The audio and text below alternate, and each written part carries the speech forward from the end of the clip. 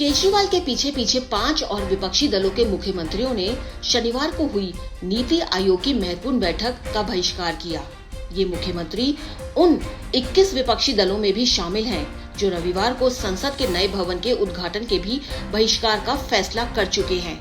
इनमें से कई ऐसे हैं जो केंद्र की ओर से लाए गए अध्यादेश के विरोध अभियान में केजरीवाल के साथ कंधे से कंधा मिलाकर खड़े हो गए हैं। ये तमाम बातें इशारा कर रही हैं कि मोदी सरकार के खिलाफ विपक्ष ने खुले में जंग का ऐलान कर दिया है। शुक्रवार को केजरीवाल ने प्रधानमंत्री को एक लंबा और कड़ा पत्र लिखा, जिसमें उन्होंने बैठक में भाग न लेने को अध्यादेश के खिलाफ उनकी ओर से चलाई गई मुहिम का एक हिस्सा बताया है।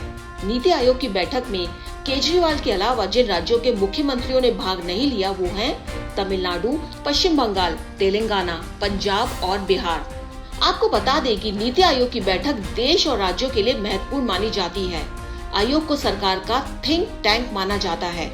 इसका काम होता है देश राज्यों के हित में तमाम नीतियां बनाना, समय समय पर उनकी समीक्षा करना। शनिवार की बैठक में महिलाओं के सशक्तिकरण, हेल्थ, स्किल डेवलपमेंट जैसे मुद्दों के साथ विकसित भारत का रोड मैप आदि महत्वपूर्ण मुद्दों पर चर्चा होनी थी।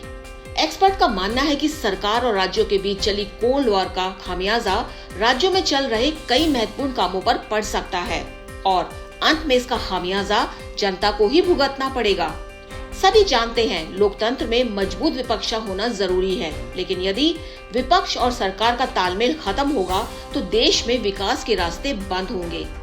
किसी भी देश के विकास के लिए, लोगों के हित के लिए वहाँ पर सरकार का मजबूत होना बहुत जरूरी है, लेकिन उससे भी ज्यादा जरूरी है विपक्ष का मजबूत होना, क्योंकि विपक्ष यदि स्ट्रॉन्ग होगा तो वही सरकार को समय समय पर उसकी गलतियों के प्रति आगाह करता रहेगा।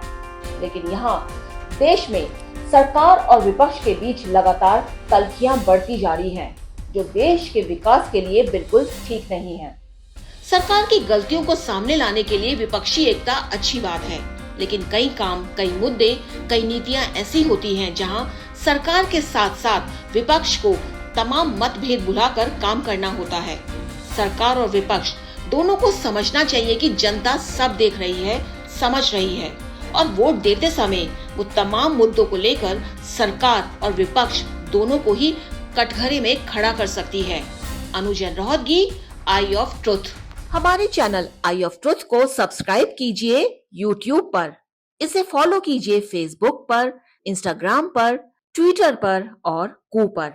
हमारे चैनल के बारे में फीडबैक देने के लिए हमें मेल कीजिए ioftruth.6@gmail.com पर।